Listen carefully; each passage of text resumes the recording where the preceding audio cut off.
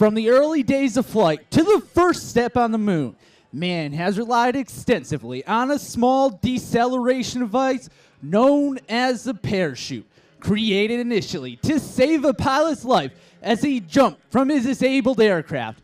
Parachuting has evolved through modern aviation technology to become the extreme sport of the 21st century. Good afternoon, ladies and gentlemen. I am Sergeant Luke Old, originally from Vernon, Connecticut. It has been my proud honor to fly in the National POW MIA flag on this, my 1,637th freefall parachute jump. I will describe for you today a demonstration of precision freefall as performed by members of your United States Army parachute team, the Golden Knights. At this time, members of the black demonstration team are circling around at an altitude of 2,000 feet. The jump master is actually looking out the left door of the aircraft. His head is outside in the wind and the cold. Through a series of hand and arm signals, the team leader is relaying heading corrections to the pilot, maneuvering the aircraft to a precise exit point for the jumpers. Watch closely, as you may see the nose of the aircraft move slightly left or right in response to the steering instructions. As the aircraft gracefully crosses overhead, the jump master gives a cross-arm signal of hot target, signifying the airspace is clear and that it is safe to jump. Jumpers complete their final gear checks and move to the doors of the rear of the aircraft. The jumps are out and the smoke is on. We now have members of the Golden Knights exiting the aircraft. And there you have the high-flying black and gold of your United States Army parachute team, the Golden Knights. Now, as you may have guessed, these jumpers are faced with a unique situation, a traffic jam in the sky. They must gain vertical separation to allow for individual approaches into the target area. This is accomplished by pulling down on the front of the parachute and spiraling down at speeds of 60 miles per hour to set up a traffic pattern, just like you might see aircraft at a busy airport.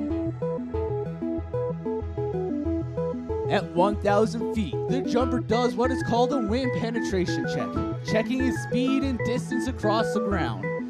He then flies a downwind leg, a base leg 90 degrees to the target, and then faces into the wind for a final approach. It takes a great deal of concentration in order to land here on this field. And there you have a beautiful Golden Knight landing. Not to be outdone by the first jumper. Watch as this next jumper brings his parachute into the target area. You may notice the tail of the parachute curl under. This slows the jumper's forward speed while also reducing his rate of descent.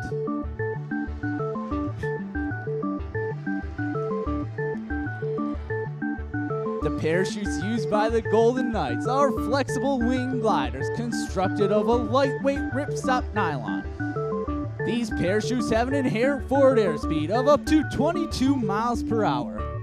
To turn left, the jumper pulls down on the left steering line. To turn right, the jumper simply pulls down on the right steering line. And as the jumper nears the ground, he will pull down on both steering lines simultaneously for his safest and softest.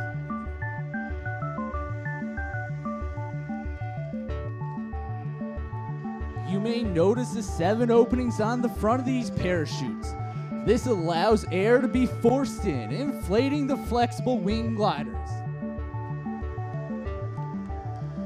The reserve or auxiliary parachutes used by the Golden Knights are also flexible wing gliders. However, there are some differences. They are white in color with a slightly smaller wing surface area. Ladies and gentlemen, this concludes our performance for the afternoon. And on behalf of the entire team, I would like to thank each and every one of you for being such a warm and receptive airborne audience.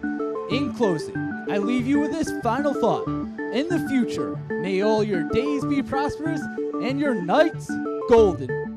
Can we give him one more big Owensboro round of applause for a great job today?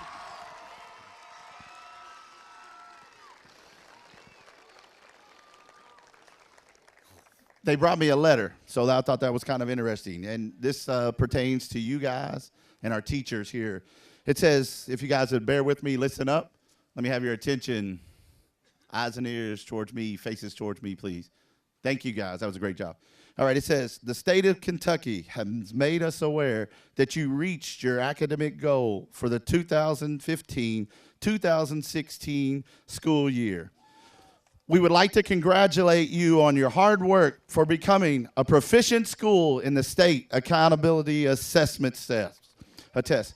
Congratulations to Owensboro High School for your high achievement in athletics, fine arts, and now the third most important part, academics.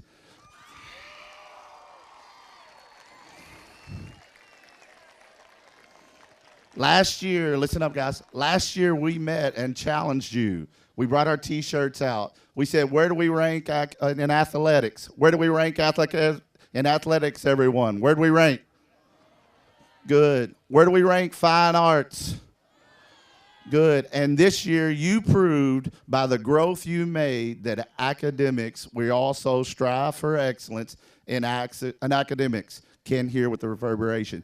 So for everybody, and everybody knows it, how do we answer this? We are. We are.